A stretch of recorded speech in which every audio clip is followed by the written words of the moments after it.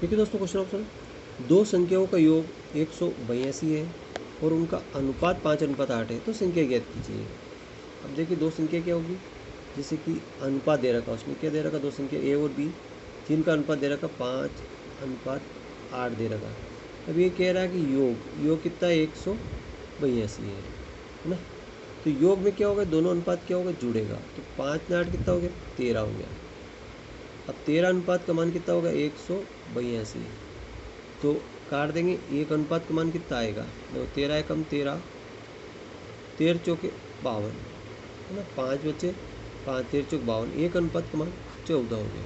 अब कह रहे संख्या ज्ञात कीजिए, तो इस 14 का गुणा यहाँ पे भी कर दें और 14 का गुणा यहाँ पे भी कर दें, तो 14 पंजे कितना होगा दोस्तों, 70 होगा, ए बराबर 70 होगा, और बी बराबर कितना होगा, 8 चौक 32 का 2 3, 8 3 11, 112, ए का मान 70 हो जाएगा और बी का मान 112 हो जाएगा। देखते हैं, ए का मान 70, बी का मान 112, यानी कि डी ऑप्शन अपना मैच कर दिया।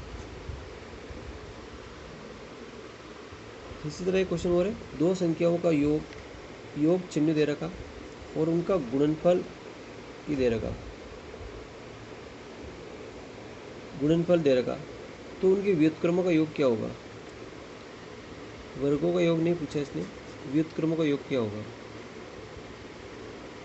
व्युत्क्रमों का योग, तो संख्या क्या है, ए और बी, तो ए प्लस बी बराबर कितना दिया, 96 दिया, गुणनफल दिया उसने 2300, तो कह रहा है उनके व्युत्क्रम, तो ए का व्युत्क्रम क्या होगा, 1/ए होगा, प्लस बी का व्युत्क्रम 1/बी होगा,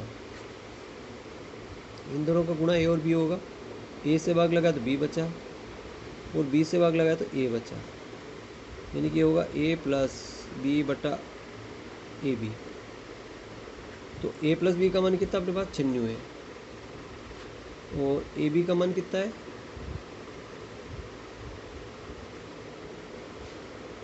ये वाला।